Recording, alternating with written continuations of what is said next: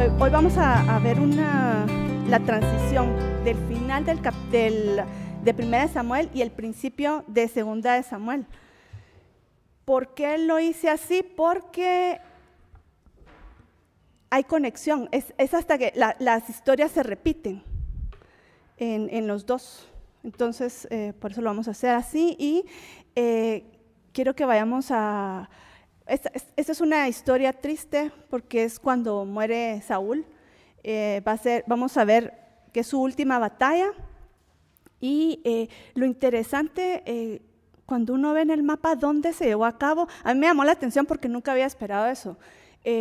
Los filisteos están al occidente, suroccidente de Israel, pero se fueron hasta el centro de Israel. Fue en el corazón de Israel donde se va a llevar a cabo esta batalla, y eso me llamó la atención.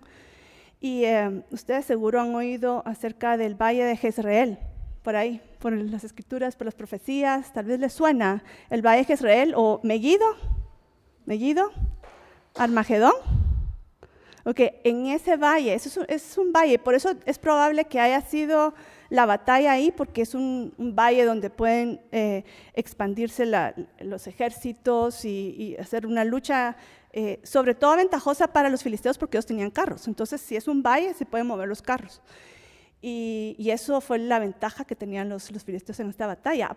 Pero la principal ventaja de los filisteos en esta ocasión fue que la gracia de Dios ya no estaba con Saúl. Eso fue el golpe.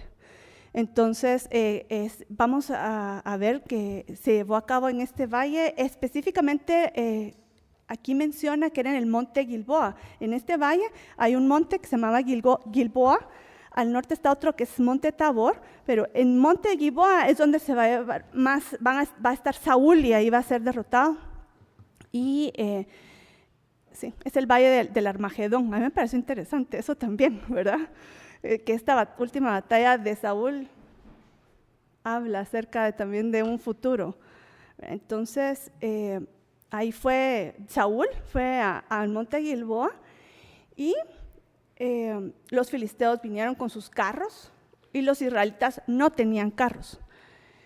Estaban en cierta forma desprotegidos y comenzó la lucha. Y tristemente, no solo va a morir Saúl, sino que también mueren Jonatán, Abinadab, Malquisúa, 3 hijos de Saúl. ¿Verdad que sí da tristeza? Sobre todo Jonatán. Pero ¿por qué tenía que morir Jonatán? ¿Por qué tenía que morir? Eso es triste. Y vamos a ver que no fueron todos los hijos de Saúl que murieron, sino solo estos, que eran los mayores, y va a quedar otro que va a salir más adelante. Y se va arreciando la batalla poco a poco, y hasta que llegan los que tenían flechas y se van acercando a donde estaba Saúl. Y cuando ya llegan, parece, o sea, no está muy claro en Primera de Samuel, pero en otro lugar donde también se describe todos los acontecimientos de David y los últimos días de Saúl, es en Crónicas, y ahí dice que le cayó una flecha, o sea, fue herido por una flecha Saúl, pero no murió. Eso tienen las flechas, que lastiman, pero no necesaria, depende de dónde caiga. Imagínense, cae en el brazo, o sea, no me va a morir, pero a menos que traspase la arteria, ¿verdad? Y uno se desangre, pero puede ser que esté lastimado, pero no muerto. Y eso fue lo que le pasó a Saúl. Saúl estaba herido, pero no de muerte. Y ya venían acercándose, y él sabía lo cruento que eran los filisteos, que ellos podían hacer con su cuerpo cosas horribles, ¿verdad? Entonces él quería, para evitar eso, le pidió a su escudero, le dijo: saca tu espada y traspásame. Le pidió que lo matara. Ajá.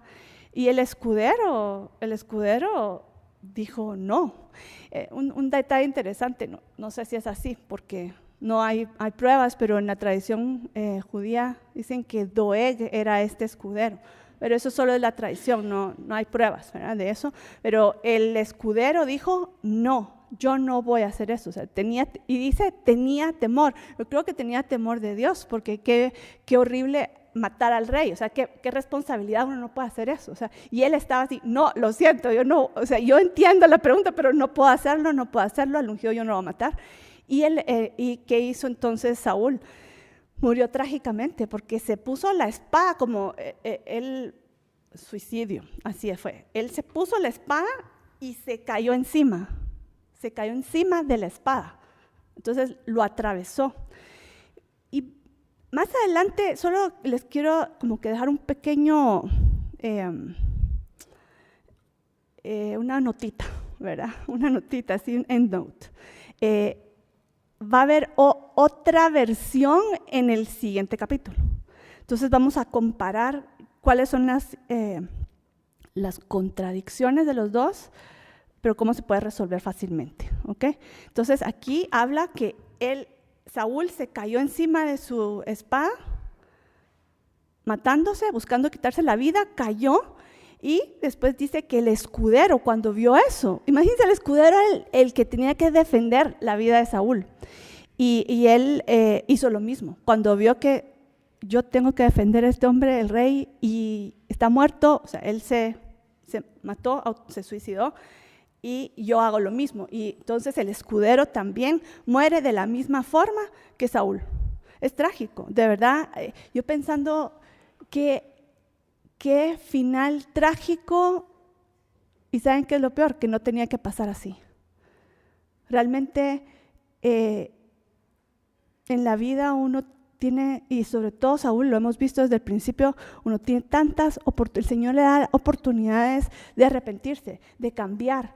Él tuvo innumerables oportunidades, llamados a cambiar, a parar esto, esto tan triste de vida en el que paró Saúl. O sea, tuvo muchas oportunidades, pero su necedad, su orgullo, yo no sé si muchas cosas, pero no lo hizo. Muy triste. Y eso nos tiene que servir de ejemplo, ¿verdad? Y para no seguirlo, exactamente. Y en el mundo se dice, yo puedo hacer lo que yo quiera, porque igual lo que yo haga no le importa a la gente ni le afecta, pero la realidad es que sí afecta. Sobre todo cuando hay una relación, en una familia, en una sociedad, en un país. Lo que hizo Saúl no solo le va a afectar a él, sino les afectó a sus hijos, como vimos. 3 murieron en la batalla innecesariamente. 3 murieron en esta batalla que ya sabía él que iba a perder y que sus hijos iban a morir. Ya lo sabía. Y no hubo ningún cambio en él. No hubo ningún cambio. Y no solo afectó a sus hijos, sino también afectó al pueblo. Y vemos ahorita todo lo de esta región de Megiddo. Dice, los de Israel eran del otro lado del valle y del otro lado del Jordán, viendo que Israel había huido y que Saúl y sus hijos habían sido muertos. Dejaron las ciudades y huyeron. Los filisteos vinieron y habitaron en ellas. O sea, que tuvieron que huir, y sus pueblos, los pueblos israelitas, ya se volvieron filisteos en esta guerra. Son pueblos perdidos, territorio perdido, vidas perdidas, familia perdida, mucha pérdida aquí. Es muy triste. Y entonces lo que hizo Saúl tiene consecuencias. Lo que hace un presidente tiene consecuencias. Lo que hace un rey tiene consecuencias de una nación. No están desconectados, están conectados con el pueblo y tienen consecuencias. Y eso es lo que estamos viendo acá. Y vamos a ver cuando David cante el lamento, lo va a mencionar de esa forma. Entonces, ven, aquí salió huyendo y perdieron territorio. Y no se quedó ahí. O sea, es algo muy trágico es lo que hacen. Sí, es un poco oscuro este capítulo realmente, porque vamos a ver qué es lo que hicieron con el cuerpo de Saúl. Ahí estaba, muerto, y al día siguiente, fue un día que esperaron, viniendo los filisteos a despojar a los muertos, hallaron a Saúl y a sus 3 hijos tendidos en el monte de Gilboa, y le cortaron la cabeza y le despojaron de las armas. Y a mí me llamó la atención esto, porque lo que hacían, o sea, está una guerra, ahora imagínense las guerras, muere un soldado acá, otro allá, y están armas, hay armas, tal vez llevaban alguna propiedad, algún bien que les podría ser útil. Llegaban, ¿saben cómo qué se me hizo? Como aves de rapiña. Llegan después de la guerra, están todos los muertos y como aves de rapiña vienen y caen encima del campo de batalla para ver qué sacan. Y cabal van a encontrar a Saúl. Dice, y que hicieron, y cabal, o sea, sabían, esto era un trofeo, el cuerpo de Saúl era un trofeo porque sabían, no solo les ganamos la batalla a los israelitas en este caso, sino que matamos al rey, eso es darle jaque mate a un pueblo sin el rey. Entonces, tomaron el cuerpo, dice, y vamos a ver qué hicieron, es asqueroso.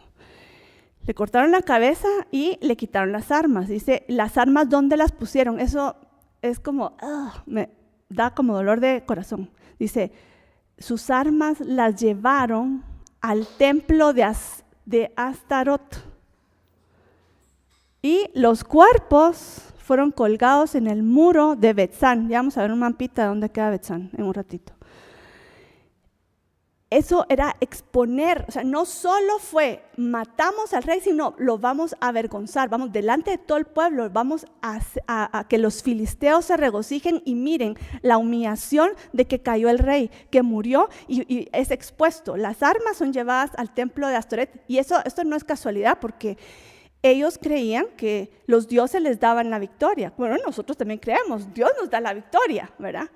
Pero en este caso, imagínense la trascendencia de que Dios mismo quedó mal también.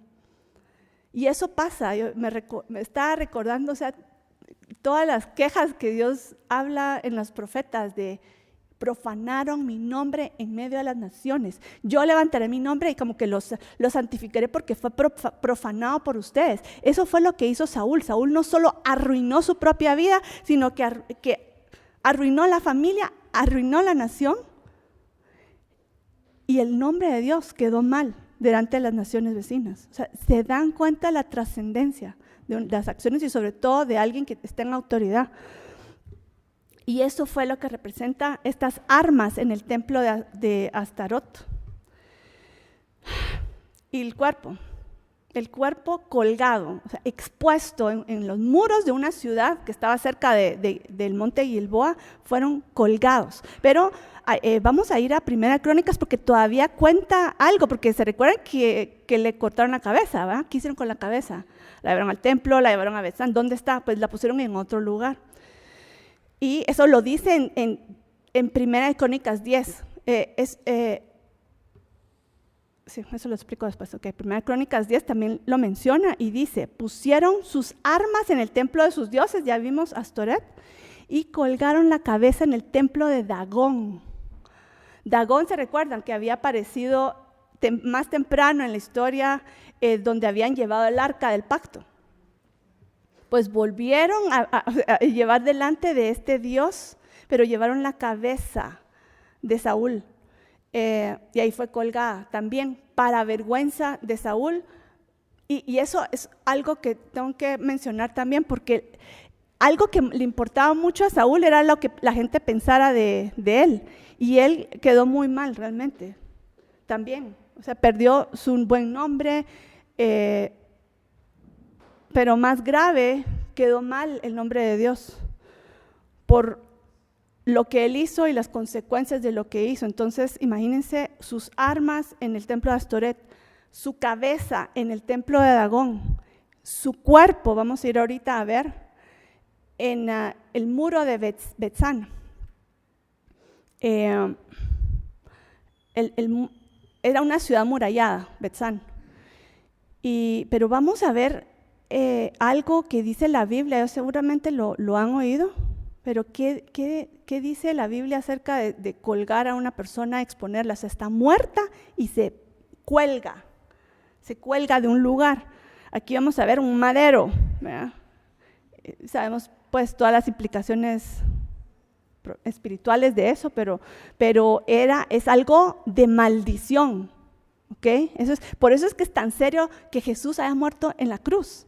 Uno tal vez como que hasta le tiene cariño a la cruz por lo que representa para uno el día de hoy, el entendimiento que tenemos que la cruz es nuestra salvación. Pero en la cultura bíblica, ser colgado de un madero era una vergüenza pública, es exponer a alguien morir colgado. Eso es, y lo dice acá en Deuteronomio, dice, maldito es.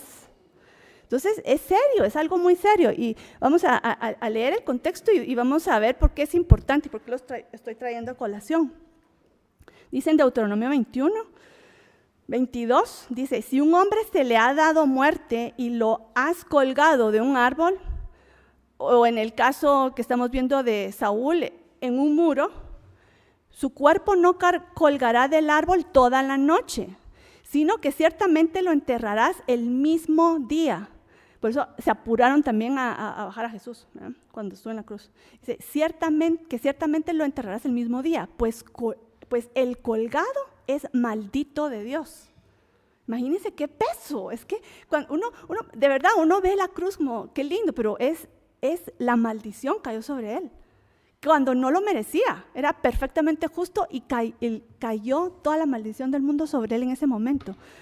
Era una vergüenza. Todos los que miraban en ese momento a Jesús era como, qué horror. O sea, no era qué ternura, sino qué horror. Aunque fue el acto de mayor amor que hubo. Dice, pero ¿por qué dice la Biblia que se quite, que no sea dejado en la noche? ¿Por qué que no sea dejado expuesto, pero no más tiempo, que no pase la noche? Dice, porque para que no contamines la tierra que el Señor tu Dios te da en heredad.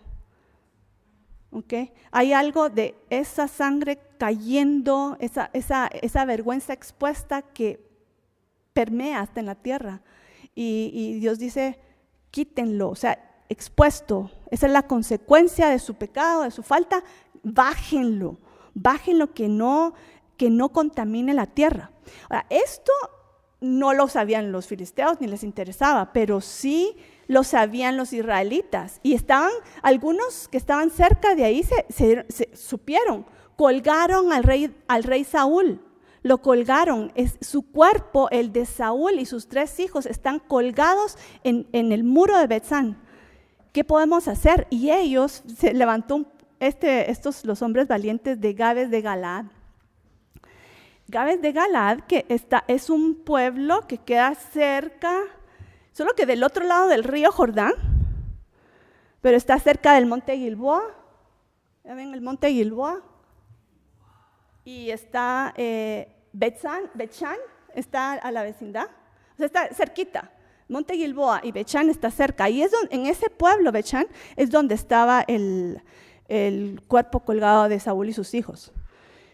Y Gabes de Galaad era un pueblo, ¿se recuerdan de él? Se menciona en 1 Samuel 11, lo vimos. Entonces, les voy a contar la historia para que refrescar la memoria. ¿Se recuerdan que había un amorreo que atacó a este pueblo, Jabes de Galaad, que se llamaba Nahash, que era la serpiente? ¿Se recuerdan que lo mencionamos? Nahash, ajá. La serpiente, Nahash en español, Nahash en hebreo. Sí. Esta serpiente que atacó y que les quería quitar los ojos, ¿se recuerdan? Un ojo para incapacitarlos. ¿Se recuerdan? Sí, más o menos. Bueno, si no, refresquen la memoria leyendo 1 Samuel 11. Ok, ahí está la historia.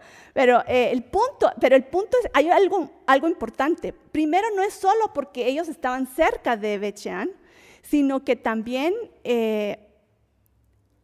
Saúl, en sus primeros días de reinado, él defendió a este pueblo, porque nadie daba por ellos, porque ellos se habían separado de Israel. Ellos decían, estamos del otro lado del río, no queremos nada, no nos interesa, estamos independientes, no, pero vino, como estaban vulnerables, entonces vino la serpiente y los atacó, la serpiente, Nahash. Okay. Y les quería quitar los ojos, estaban así en jaque. Entonces, ellos dijeron, nosotros no defendimos a los israelitas, ahora ¿acaso nos van a defender a nosotros?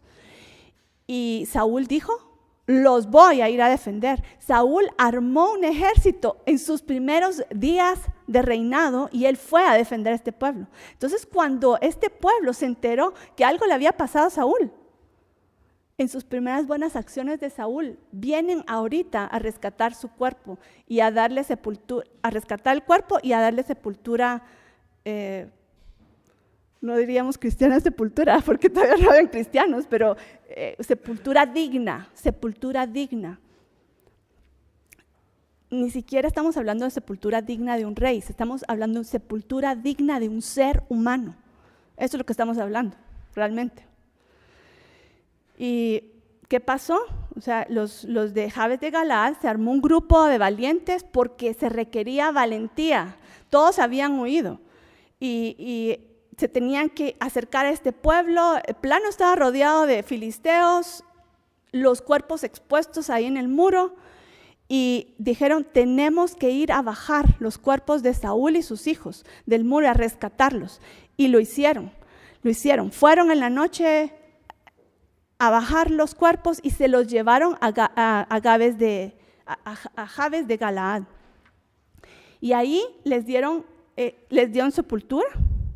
Parece que ya estaban algo descompuestos los cuerpos y los quemaron, que eso no es bíblico. No, el proceso de sepultura, un cuerpo no contempla la cremación, que es ahora muy popular, pero bíblicamente no. Pero en este caso estaban muy descompuestos. Entonces lo que se hace es que se quema y los huesos se entierran. Entonces eso fue lo que pasó. Los enterraron y ellos ayunaron 7 días. El luto de 7 días es una tradición hebrea que se conoce como Shiva. Shiva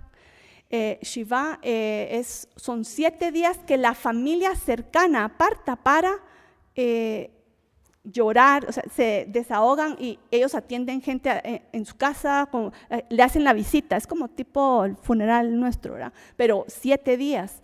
Entonces reciben a la gente que quiere llegar a darles el pésame, a hablar con ellos, a que lloren, o sea, a que se desahoguen. Y eso es algo muy sano porque o sea, uno dice: tienes que ser fuerte, pero es que es necesario ese llanto, ese lloro, ese desprendimiento, esa despedida. Es bueno llorar, es bueno ese desahogarse, y eso es lo que se permite en estos días. Desahógate.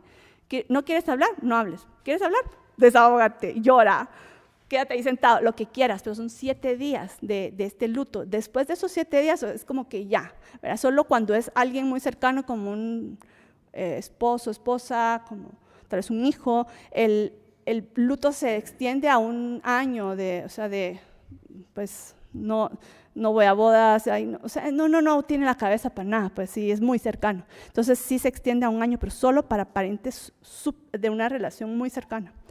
Pero lo interesante es que Jabes de Galaad, en términos naturales, ellos no tendrían que haber guardado esos 7 días de luto porque no son parientes.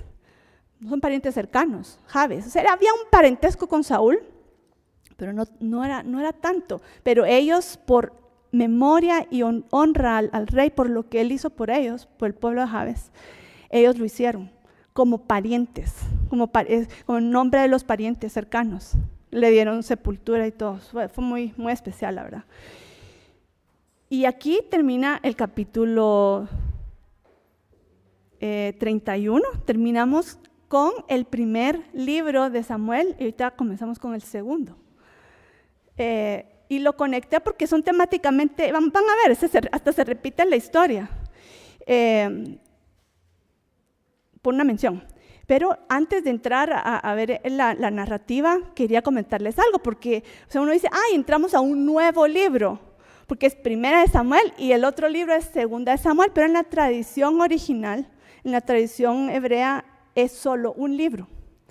Y esta división, yo no sé si ustedes saben este detalle, pero es muy interesante, la separación de capítulos, la separación de versículos, todo eso es hechizo.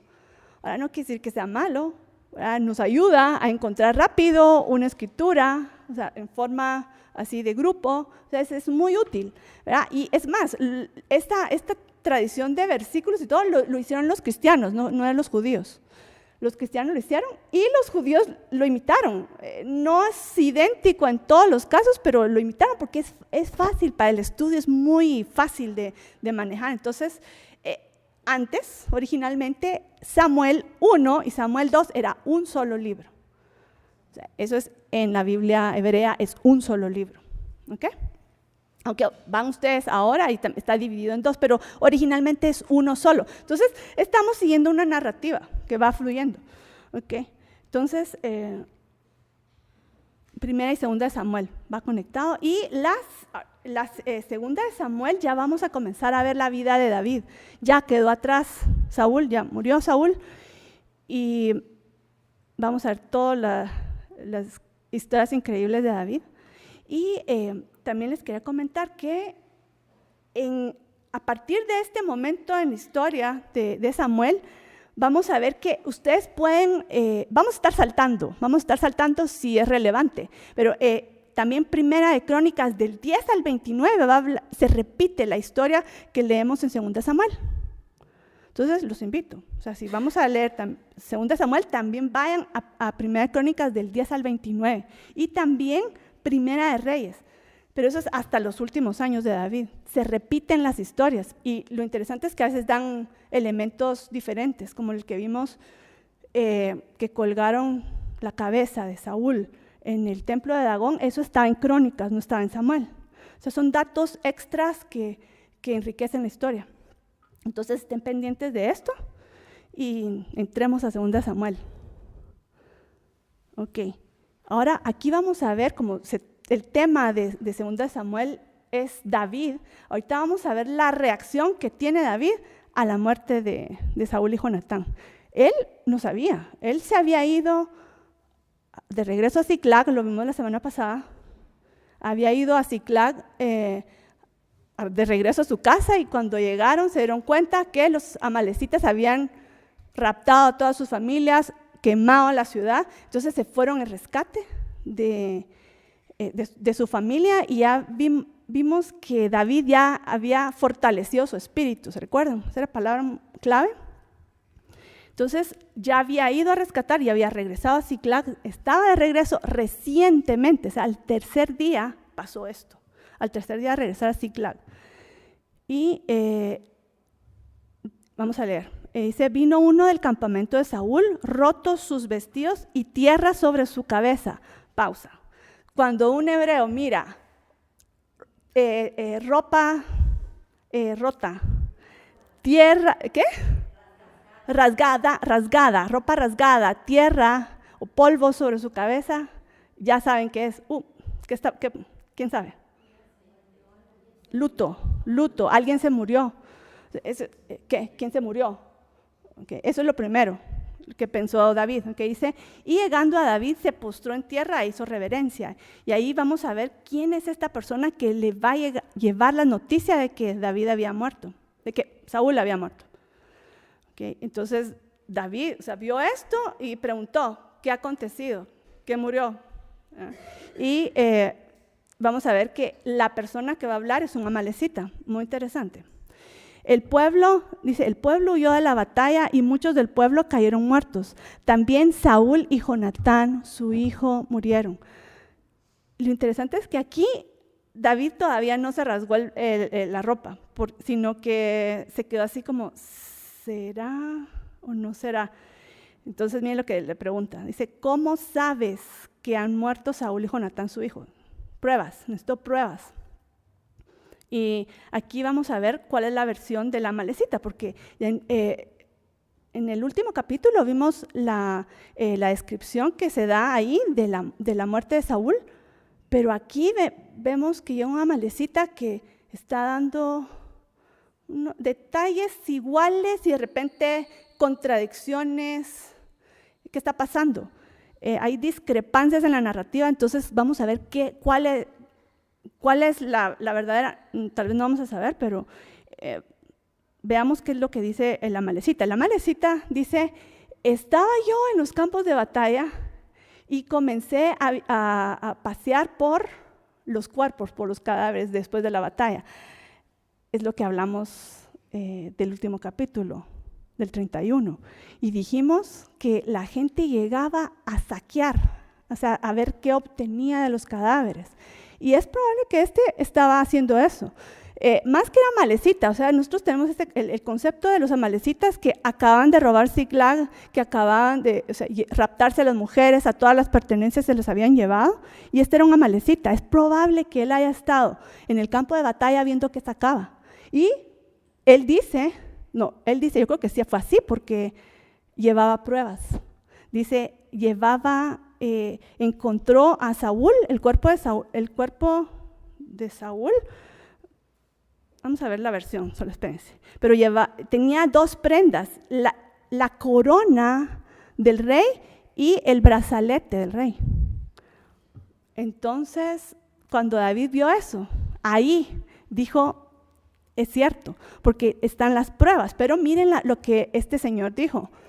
Él dijo, es que cuando llegué con Saúl, Saúl no estaba muerto, porque él se había caído sobre su espada, pero él no había expirado, sino se quedó moribundo. ¿Sí? Entonces Saúl le dijo, ten misericordia, mátame antes de que vengan los filisteos. Y el amalecita dice, entonces yo lo maté. Así le dijo a David. ¿Okay? Ahora, espérense, no habíamos quedado que en 31 había dicho que había muerto y el escudero detrás de él. ¿Quién tiene la razón? ¿Se dan cuenta? Como qué difícil está esto, ¿verdad? Ok, entonces, a mí se me ocurren 2 posibilidades, si a alguien se le ocurre otra, bienvenida. Pero, ok, el amalecita mintió porque él quería una recompensa. O sea, efectivamente se encontró con el cuerpo de Saúl antes que los filisteos llegaran. Porque vimos en el capítulo 31 que cuando los filisteos llegaron, ellos no encontraron el brazalete ni la corona. Eso está ausente de la descripción. Vimos que fueron sus armas, ¿sí? Ellos se llevaron sus armas para exponerlas en el templo, le cortaron la cabeza. O sea, otros elementos sí estaban ahí, pero no estaba la corona. ¿Okay? Entonces, es probable que este amalecita efectivamente encontró el cuerpo de Saúl con la corona y el brazalete y dijo, esto es mi salvación, yo voy a obtener recompensa por esto. ¿Por qué? Porque todo mundo sabía de la enemistad entre Saúl y David. ¿Okay? Entonces digo, si yo le llevo esto a David, se va a poner muy feliz. ¿Okay? Y me va a dar una recompensa. Opción 1, ¿verdad? Que era mentira, que él lo mató, pero sí llevaba las prendas. O que sí, efectivamente, estaba diciendo la verdad, que Saúl intentó matarse, el escudero que se mató después de él creyó que había muerto, pero no había muerto, se quedó moribundo, todavía está en sus últimas, y llegó el amalecita y le pidió que lo matara y efectivamente lo mató. Puede ser. Ahora, ¿cómo sabemos? Cuando lleguemos al cielo le vamos a preguntar al Señor cuál era la versión correcta. Okay, porque no se sabe. Pero vamos a ver cuál fue la respuesta de David. Él se molestó mucho porque el amalecita creyó que David quería venganza. Y hemos conocido a David y David no quiere venganza. Entonces, él le molestó, o sea, cómo se atrevió a matar al ungido de Dios. Ni él, que él era como el principal perseguido, lo mató, ni él. Cómo se atrevió a matarlo. Entonces dice, ¿cómo no tuviste temor de extender tu mano para matar al ungido de Dios? Ahora miren la consecuencia, dice, tu sangre sea sobre tu cabeza, pues tu misma boca testiguó contra ti, diciendo, yo maté al ungido de Jehová. Y lo van a mandar a matar. O sea, David en ese instante dice, tú te ataste con tus palabras, porque tú confesaste, yo maté al ungido. Eso me pareció increíble, porque aunque hubiera sido mentira, él mismo, por haber dado ese testimonio, se condenó a sí mismo. O sea, en la ley de Dios, o sea, se necesitan de los testigos. Y yo lo hice, y yo digo que yo lo hice. O sea, ¿cómo se llama eso? Más que una confesión. Y era confesión de un crimen mortal, lo cual la pena es la muerte. O sea, fue así, claro. ¿Ok? Entonces, tu mismo testimonio te condenó. Y eso se hizo justicia porque David no tomó venganza, porque si hubiera tomado la venganza, él hubiera recompensado a este mal hecho en lugar de hacer la justicia de Dios.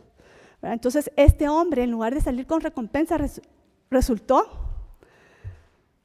ajusticiado, murió. O sea, fue de verdad, habrá matado. Si no lo mató, él mismo atestiguó en su contra. O sea que cualquiera de las dos formas, su propia lengua se condenó a sí mismo.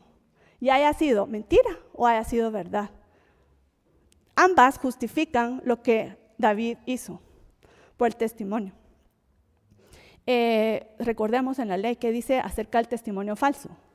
El testimonio falso dice, si tú das testimonio falso, te caerá la pena que tú mismo buscabas para la otra persona. Ese es el principio aplicado acá.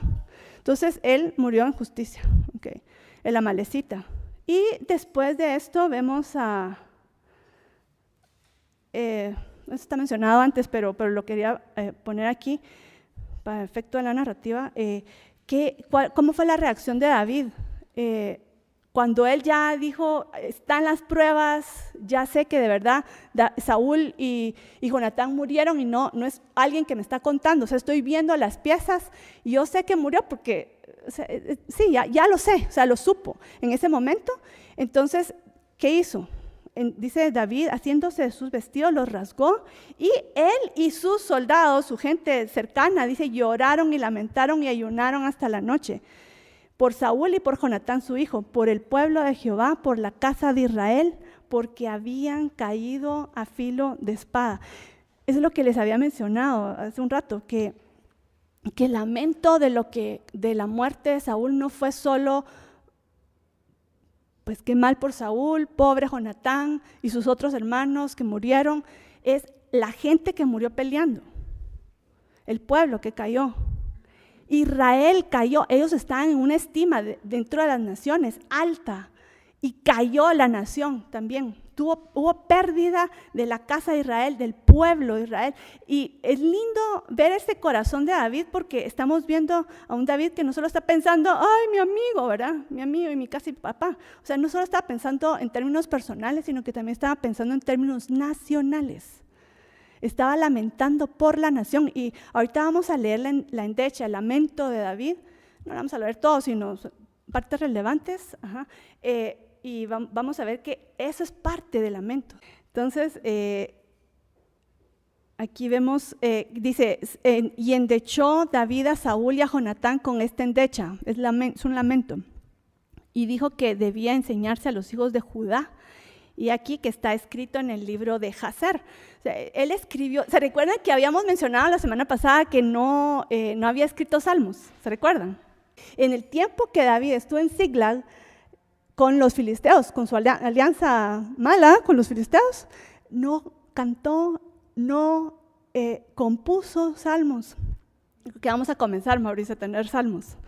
Okay, pero aquí vuelve, así como está de vuelta David vuelve a cantar, y este es un canto de lamento, pero no está en los salmos, sino que está aquí dice, un libro de Jazer. ¿Qué es ese libro de Jazer? No sabemos el día de hoy, no lo tenemos. Solo paréntesis, ahí anda flotando, anda por ahí, ¿cómo se dice? Circulando un libro de Jazer en internet que es falso, solo para que lo sepan, que habla acerca de Génesis y no sé qué cosas, es falso, solo para que lo sepan, no pierdan el tiempo. Okay. Libro de Jazer literalmente significa libro del justo, y ahí era un libro histórico y son escritos poéticos de acontecimientos históricos de Israel. Okay. Eso es lo que era el libro de Jazer, y ahí se escribió. Y David dijo, enséñenlo a los de Judá, que lo canten. Y no lo vamos a leer todo, lo pueden leer ustedes después, pero yo quiero rescatar puntos principales de este canto. Y una frase que se repite 3 veces es, ¿cómo han caído los valientes? ¿Cómo han caído los valientes? ¿Y quiénes eran los valientes? Sobre todo era Saúl y era Jonatán. A pesar de su desviación, él tuvo un tiempo de gracia de Dios. Batalla que iba Saúl era ganada, porque era el ungido, o sea, había gracia en él que la fue perdiendo poco a poco, mientras que se fue oponiendo a la voluntad de Dios, pero había una gracia en él que lo protegía, que le daba la victoria, y eso hizo que Israel subiera en cuanto a las demás naciones vecinas, de prestigio, de seguridad, y aquí David lamenta eso, cómo han caído los valientes. Más trágico, Jonatán, ¿verdad? Jonatán es triste, pero miren el siguiente versículo o frase que quiero comentarles. Y eso es lo que les digo, que está con el corazón de rey ya viendo a su nación, el efecto que tuvo la muerte de Saúl en la nación. Y dice, ha perecido la gloria de Israel sobre tus alturas. Ya había llegado a un punto bueno la nación de Israel. Y con la muerte de Saúl y toda la vergüenza que trajo después, se vino al piso. Ha perecido la gloria de Israel sobre tus alturas. David no sospechaba, aunque tal vez deseaba, pero no sospechaba que él va a ser el que va a llevar a Israel a las alturas de Israel. O sea, uno puede pensar, ¿cuándo ha sido la gloria de Israel? Es en el tiempo de David. ¿Verdad? Entonces, pero él está ahorita lamentando, viendo para atrás, ¿verdad? ¿Cómo han caído los valientes? Pereció la gloria de Israel. Y después ya habla en un tono personal, ¿verdad? De gente que se murió, la gente que murió, Saúl y Jonatán, eran mis amigos. O sea, era gente cercana a él. A veces es un dolor. O sea, uno llora, pues, ¡ay, mi nación! Pero esto es amigos. Es un lamento de eso. Y dice Saúl y Jonatán, amados y queridos. O sea, a pesar de todas las persecuciones, eso es admirable de David. A pesar de todas las persecuciones y todos los tormentos que él le hizo pasar, él todavía le tenía aprecio al rey Saúl. Increíble. Saúl y Jonatán, amados y queridos. Y miren cómo los describe, inseparables en su vida, o sea, no se separaron, tampoco en su muerte fueron separados, murieron juntos. Qué triste, ¿verdad? Esto me hizo pensar algo, o sea, porque no se han puesto a pensar ustedes por qué Jonatán no se unió a David, ¿verdad que sí? ¿Por qué no dejó a su padre y se unió? O sea, no es el orden del universo, pero no lo hizo. O sea, él se quedó ahí con Saúl. Entonces, tal vez a eso se refiere, ¿verdad? Inseparables en la vida, inseparables en su muerte. Y aquí no podemos también dejar de pensar, qué injusto, ¿verdad? ¿Por qué tuvo que morir Jonatán? Jonatán ya había dicho, cuando tú subas al trono, yo te voy a apoyar, yo no me voy a poner como una competencia tuya, sino que yo te voy a dar el trono. Entonces, ¿por qué tuvo que morir? ¿Se han puesto a pensar en eso? ¿Por qué? Pero Dios sabe. Y no vamos a pasar tantas clases, ya vamos a darnos cuenta cuál hubiera sido la consecuencia de que Jonatán viviera. Se hubiera complicado la transferencia de dinastías aún más de lo que se va a complicar, porque va a haber una complicación, pero se hubiera complicado aún más si Jonatán hubiera estado vivo. Tal vez no tanto por Jonatán mismo, pero sí por sus hijos, porque esa dinastía hubiera seguido latente, ¿ok? Entonces, y que se va a cortar, ahorita se cortó. Y también no dejo de pensar también en el momento en que, ¿se recuerdan cuando Jonatán valientemente fue a pelear en contra de los filisteos? Él y otro guarda, su escudero, ¿se recuerdan? Ellos dos vencieron a una tropa de filisteos, escalando una montaña y los vencieron.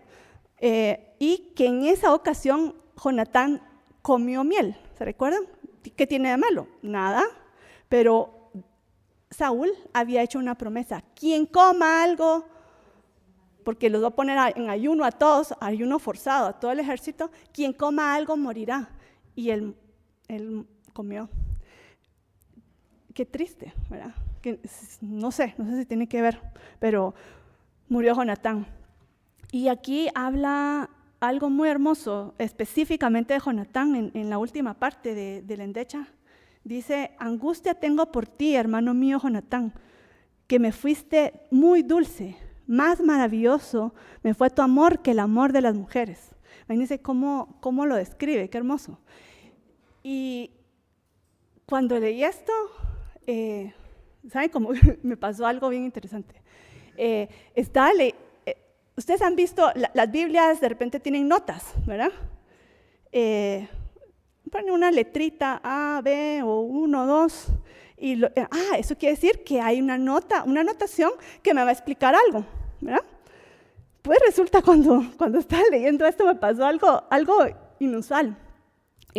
Fue como que hubiera eso, pero en una forma como una visión, pues algo así. Se me abrió, es como que hubiera una anotación espiritual que me llevó a Cantares. Entonces, este versículo tiene que ver con esta conexión, que ni siquiera voy a mencionar lo inmencionable, porque hay interpretación. ¿Verdad que no, Jimena? No lo va a mencionar, porque se interpreta mal, ¿verdad? Pero esto es ese amor puro de conexión espiritual que sobrepasa lo que tal vez ni siquiera podemos imaginar. Esa conexión que tenía David con Jonatán, y eso sí definitivamente es lamentable. Y todo el libro de Cantares trata de eso, trata de esa conexión que es de nosotros con el Señor. Esa conexión, es que todos y cada uno de nosotros tenemos un vacío, que tal vez lo llaman en psicología vacío existencial. Es algo que nos hace falta, ¿verdad? Entonces, los jovencitos y las jovencitas dicen: ay, es que me falta mi pareja, eso me va a llenar. Ay, muy enamorados, se casan, pasa el tiempo, casados, ¿qué dicen? Sigo sintiendo este vacío, ¿verdad? Esta persona tal vez no es la indicada. No, ese es el problema, ¿ok? Nadie va a llenar ese vacío más que Dios. Y eso es lo que se escribe en Cantares. Y por eso es esa hermosa conexión que tenían Jonatán y David. Y ahí les voy a leer un versículo que habla acerca de esta amistad especial. Y dice: hay amigo más unido que un hermano. Está en Proverbios 18:24. Es esa conexión. Es algo muy especial que tenían ellos dos. Y aquí terminamos la primera parte, el primer capítulo del Segunda de Samuel. Y la próxima vamos a ver capítulo 2 y 3.